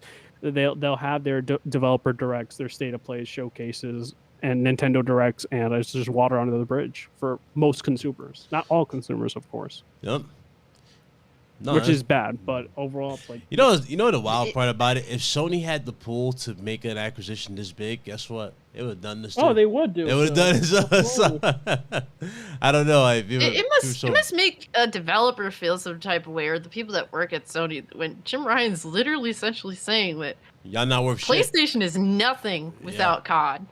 That's crazy, bro. And that's where he loses me completely. It's like, bro, you have tons of games, and not everybody on this panel or in this chat plays fucking Call of Duty. Call of Duty is not at the prime that it was back when it first came on the scene, and it was red hot after COD 4 into Modern Warfare 2. Like, that was Call of Duty at a point where it's like, damn, you got it then? Yo, you controlled the gaming landscape. You know what I mean? Like, it had it all. The night vision goggles, everybody was going crazy for it. Call of Duty just has those small little upbeats, you know what I mean, at times now, where like one game might do good, better than the other one might just do the average. That's really it. Call of Duty comes down to quality. At the end of the day, the quality of the game. The game is better than the last one, then people will jump on board. But I don't see Call of Duty being enough at this point. I don't.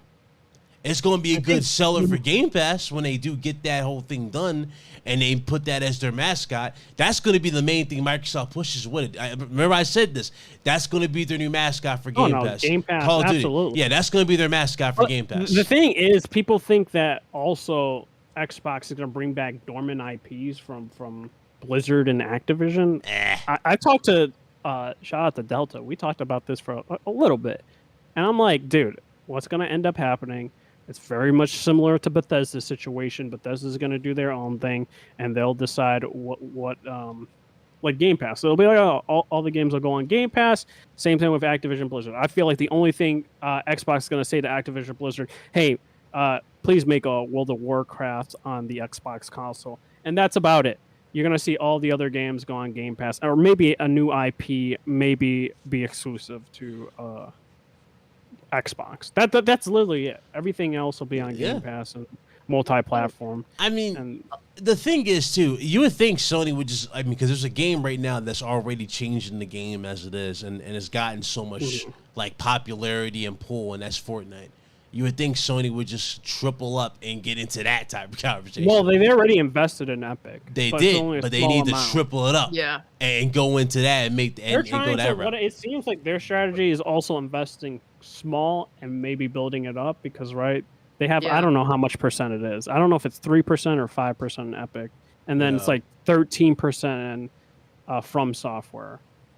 So I mean, a lot of people think that this whole thing is negative for Sony. And, you know, in hindsight, like right in front of your face, it is a negative for Sony. But, like, here's what has been the biggest lie from Sony, for me personally, when I look at why I bought a PS5. They said that the PS5 was supposed to appeal to hardcore gamers. That was what was like, oh, this is their direction. I'm down for this. I was super hyped about that. That's what made me go out and pre-order my PS5s. I was ready because I was like, this is going to be the gaming generation that appeals to me. That sounds great. But I feel as though they've done nothing with that in mind thus far. I feel as though this acquisition with the ABK deal going through and Microsoft acquiring Call of Duty, I feel as though this could be the best thing for the hardcore gamer in regards to if you game on the PlayStation 5. I feel as though Sony is going to have to change how they've been doing things this generation thus far. They're going to probably have to tap into some of their old franchises. They're probably going to have to do things that they felt as though they don't need to do. They're going to have to try harder.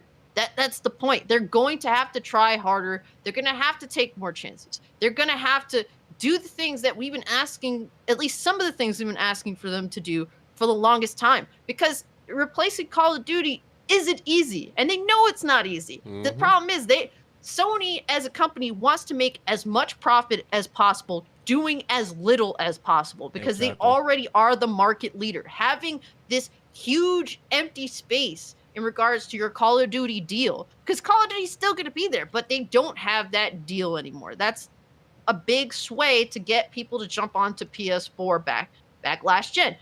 Also with the fact that the PS4 is $100 cheaper, but that just having those exclusivity deals, the marketing, like just the fact that you're marketed on the PS4 with Call of Duty, a lot of people that don't keep up with any of this will probably think, oh, maybe it's exclusive to the PlayStation 4. Let me go pick up that PS4. Like that's how like people that aren't involved in gaming like we are tend to think just because they see an advertisement. Now with them losing that, eventually they're going to have to dive into their resources. They're going to have to try harder. They're going to have to appeal to us more than they have the past couple of years. And I'm excited to see that. I'm excited to see Sony be like, oh man, we didn't already win it this gen. Like we actually got to do what we got to do to hold it down. Like I'm excited to see that Sony.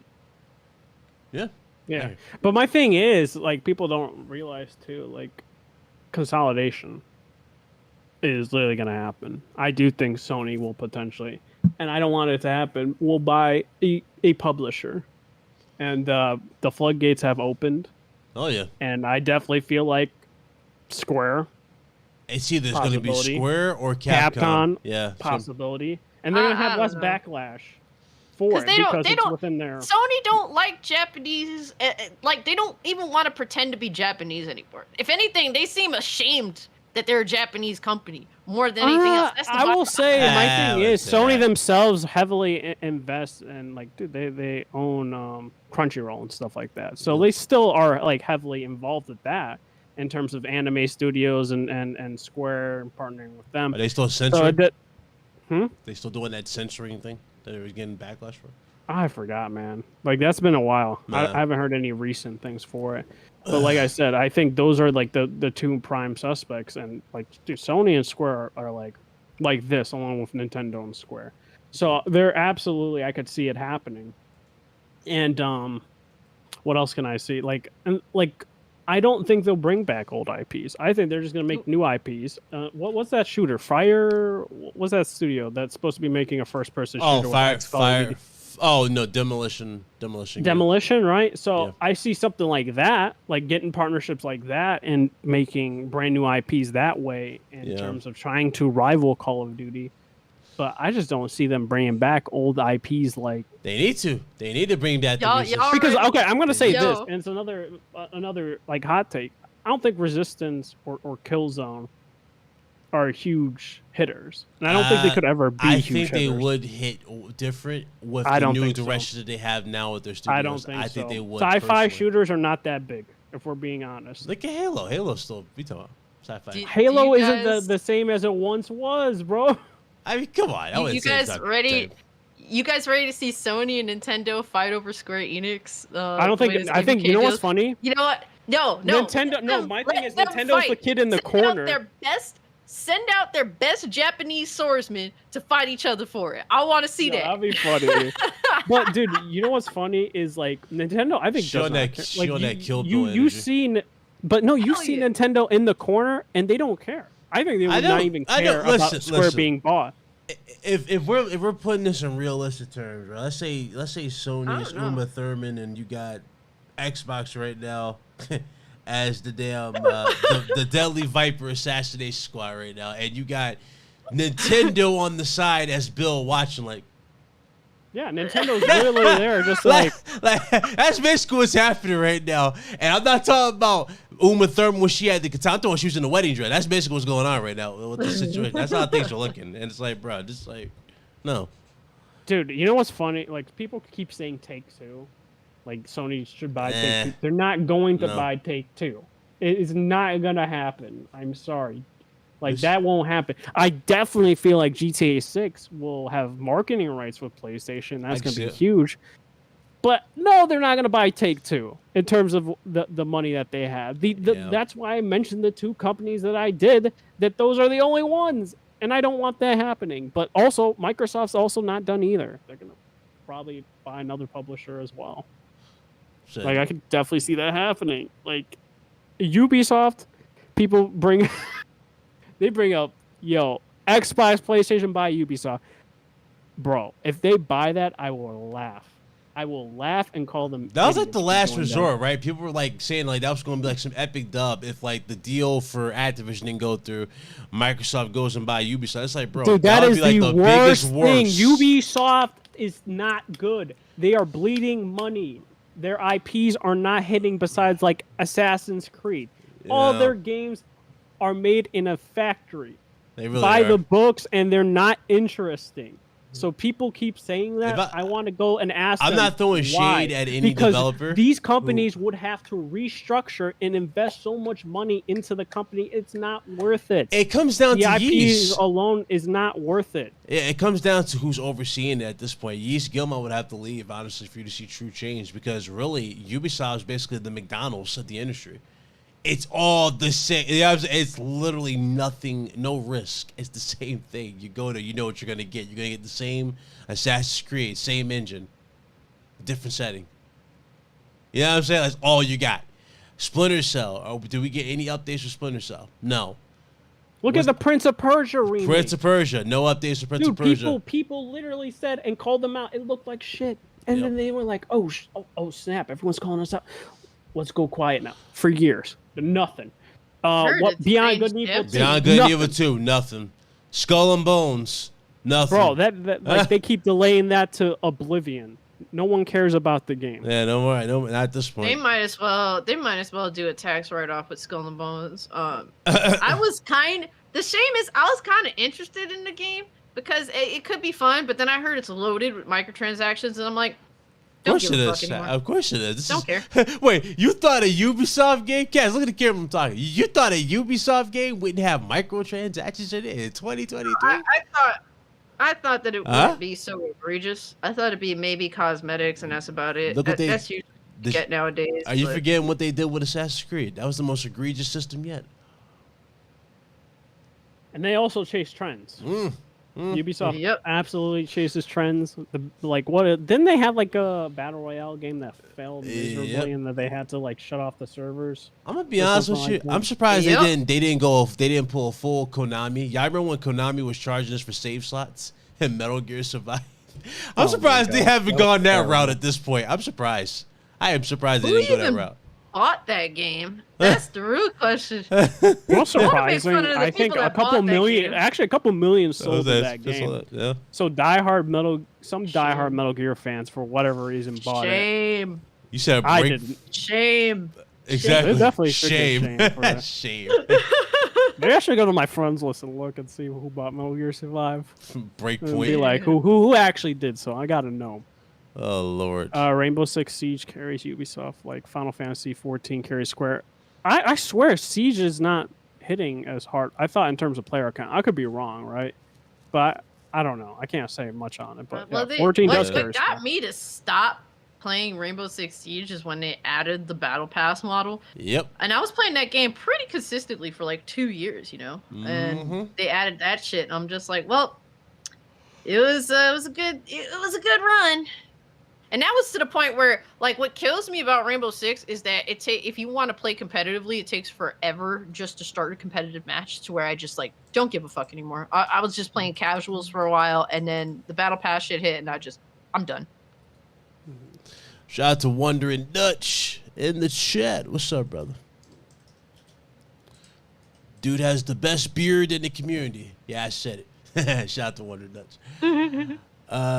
Rob Jones, member for 5 months. He says, "What's up, chat and panel? Another great stream. Appreciate you, Rob." And John and Don Redder just read it, but he said Rainbow Six Siege carried Ubisoft like Final FF 16, 14, carries 14. Carries Square. 14 does though. That's the thing. I mean, Rainbow Six has been a big deal for Ubisoft for a long time, but it is coming to the point where it doesn't feel very fresh anymore. Even with the next gen update, it's definitely waning. It's been waning for a little while, and they do need to find that next thing, I guess. And the thing is, they tried to have a successor to Rainbow Six, and it died. It was dead on arrival. Yeah. Nobody cares about that game. I don't even remember the name of it. Was it Quarantine or something? Yep. I tried it. It was a joke. And I immediately said, nope, I'm good. When is the, I forgot to ask you, when is that Assassin's Creed game dropping? Is it dropping this year? Didn't it get delayed? Or is it delayed? I forgot. I thought, was it supposed to come out last year and then it got delayed to this year? Or did it get delayed to next year? See, I'm so out of touch with it. I don't even know. Like, see, that's a problem. That's a problem. I guarantee nobody knows, and it's nobody's keeping track of that game. Like, it's really never got a release window. Wait, Extraction wasn't. Oh well. Okay. There's that. But yeah, I mean, I don't know what else to really say on that. Extinction's leaving Game Pass, and I don't think anyone cares at all. Yeah. Or Extraction, or this reset. Is anyone actually playing that? I don't think nobody's playing that. Assassin's Creed isn't Assassin's Creed anymore, bro. Honestly, agreed. I was kind of on board with some of the changes they did with Unity. Remember how they had like the whole the parkour system is probably the best. Yes. Parkour in any Assassin's Creed game, and then they were like right after that. Yeah, we're not going to use it. Best, you know what's funny? They had that was crazy, a whole new parkour system, which was fire. They had a dope climbing, new animations. Remember that? New animations for climbing. It was actually really fast and more fluid. And the next game comes out, it plays exactly like Brotherhood in terms of the same tire mechanics. And they're like, hey, we're going to have a brother and sister combo that offers nothing new. And this is going to be your story. It's like, come on, dog. This is what we're doing? So, we did have news. Okay. That was E3. E3 dead, bro. Yeah, let's go ahead and get into this, man. Everybody press F in the chat. Dude, man, nobody should be pressing F. Everyone knew that thing was dead, bro. F in the chat. I'm talking capital F. Capital F's in the chat. Rest in peace. Imagine like you're trying to act surprised. Rest in peace.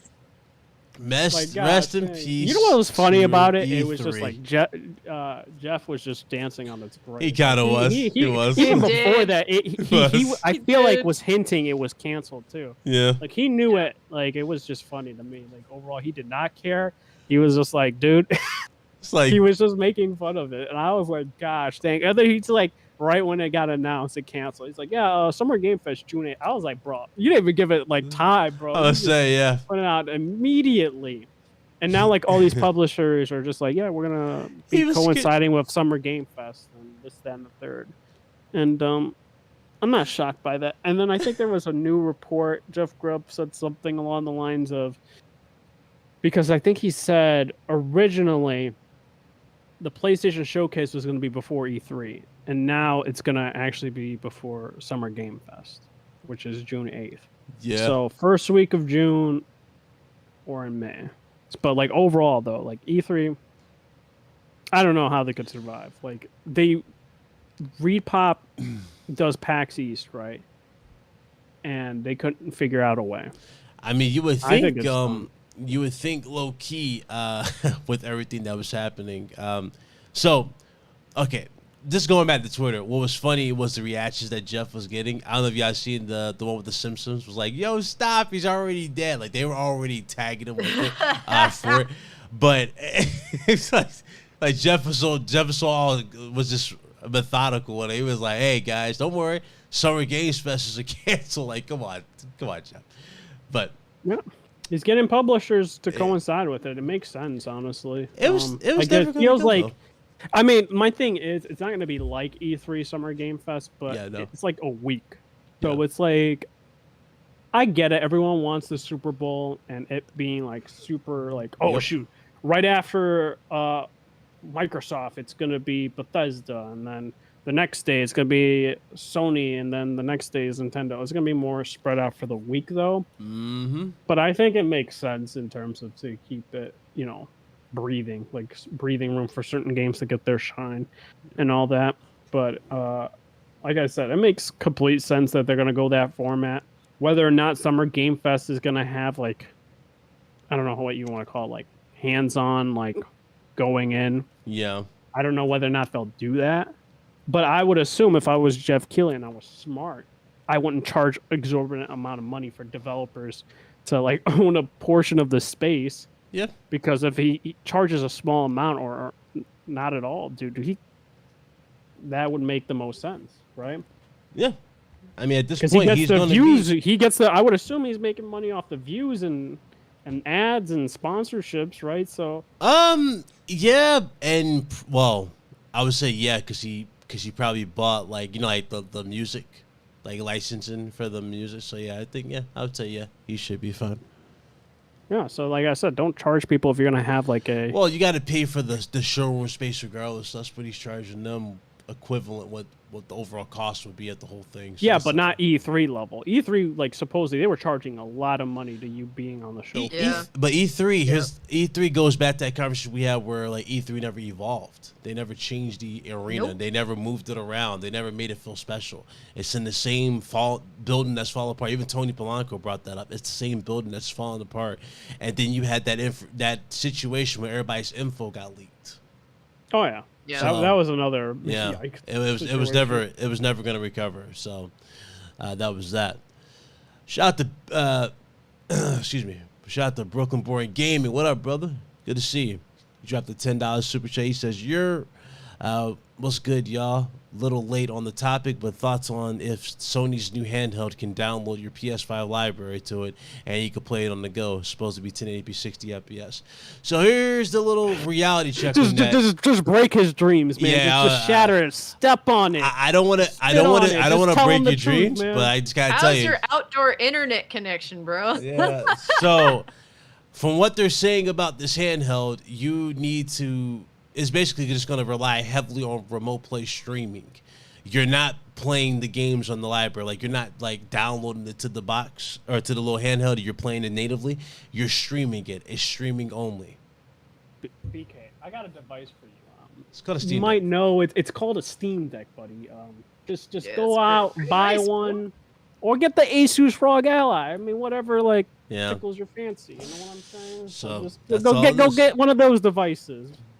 You don't need no remote play handheld device if it ever comes to fruition. Yep. So there you go. That's all the topics. I mean, I don't know if there's anything else. Was there anything else that we need to cover? I don't think there was. Right? It's been pretty quiet. Like, my likes, but I don't really think so. Like in terms of what's coming out. All right, cool. Let's shut it down then. Shout out to everybody in the chat. Appreciate y'all coming through. Do me a favor, hit that like button. Let's look at the poll. Judging from the poll, 58% of you guys said that the PS5 portable will cost around $300. Yeah, okay. Some of you thought, a good chunk of you thought it was going to be 400, but a lot of you came to 3, thinking it was going to be the sweet spot for it. If they're smart, it would be 2. I wouldn't go with 3. I would go with 2 for what they're going. A 1080p screen. Yeah. Yikes. Yeah, it's not gonna do it. But I mean, if they were smart, it would be $200, not $400 or $300. But I mean, they were smart. They just wouldn't do it. Or just give me the Vita 2 that people really want. I'm just saying. Yes. Give us the something Vita 2. that can.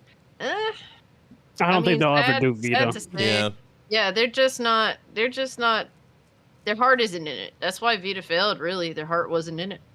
Well, there was a couple reasons, There's right? A lot of because reasons. like PSP, to be fair, had the games as well as you can homebrew it, right? That was a big thing. It was hard to do so with the Vita. Granted, like people got it to happen, but it took a while. On top of also proprietary memory for them, they didn't go with a regular micro SD card, and that also like they were hella expensive. Like it was ridiculous for 16 gigs.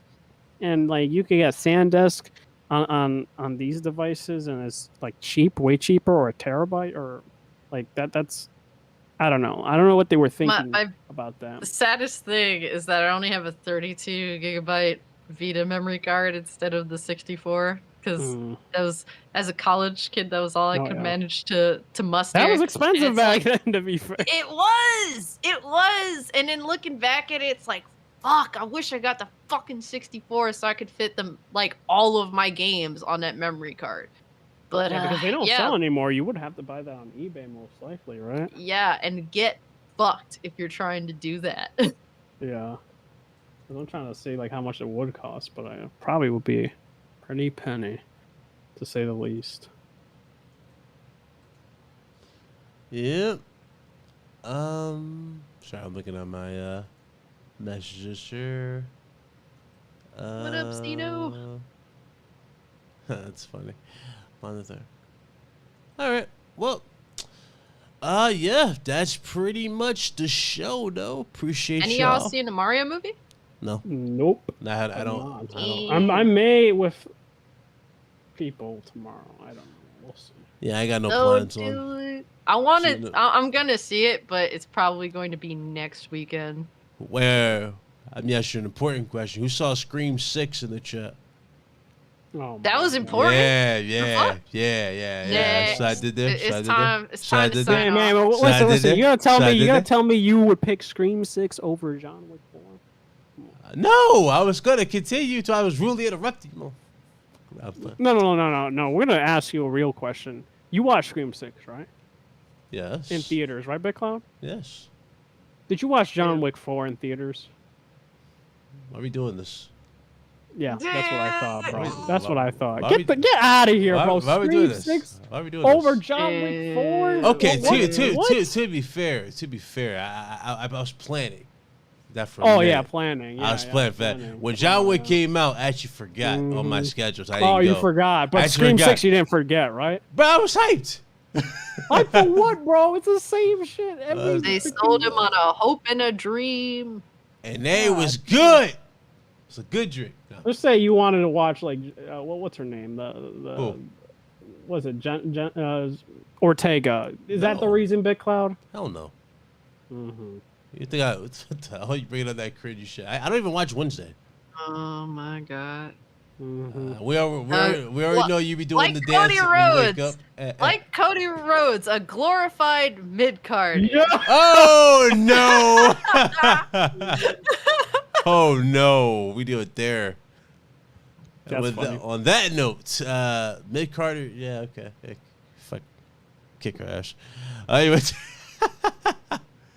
gosh, she pushing my buttons. Okay, that's how it is. All right, we thought it was unfair. Anyway, shout out to everybody who came through. Shout out to Cassie for joining us today. You guys check out her channel. Cass, put a link in the chat for it. And make sure you check her out, and make sure you check out Red Hood link chat. Put it, plug it. Oh, Oh. yeah. Check me out on Twitch. This man brought up Jenna Ortega, which like, what the hell? Oh god, y'all started the trend mid clout. Oh god. Yeah, it's a mid clout. Let me put that on a t-shirt. I'll let you own it. All right, you guys go. You guys give them a follow. Go check them out. Appreciate y'all. Thanos, the homie, salute to you. Salute to everybody. We gonna end this. I'm excited for this Adesanya fight tomorrow. It's gonna be fire. My money's on Pieta to win again. He's up 3-0. I expect 4-0 this fight. But who knows? Adesanya might surprise me. But we'll see.